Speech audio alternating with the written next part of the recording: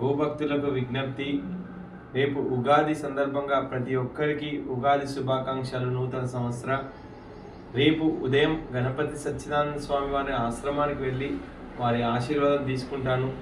సాయంకాలం ఉగాది రోజు 31వ తేదీ మార్చి సాయంకాలం 5 గంటలకు పాత బస్తీలో ఉన్న అక్కన్న మాదన దేవాలయంలో, సాయంత్రం 5 గంటలకు రేపు ఆదివారం అక్కడ అమ్మ దర్శనం చేసుకున్న తర్వాత అక్కడి నుంచి గోభక్తులతోని ర్యాలీగా 6 గంటలకు లాల్ దర్వాజా మహంకాళి అమ్మవారి దేవాలయంకు చేరుకొని ఆ ఆలయ కమిటీ వారితో కలిసి అక్కడ ఆ అమ్మ దర్శనము ఆశీర్వాదం తీసుకున్న తర్వాత అక్కడి నుంచి గౌలిపుర గాంధీ బొమ్మ దగ్గర నుంచి అయ్యప్ప దేవాలయము, అక్కడి నుంచి కందికల్ గేట్ ప్రాంతానికి పాదయాత్రగా ఈ గోమాతతో వెళ్తున్నాం స్వామి.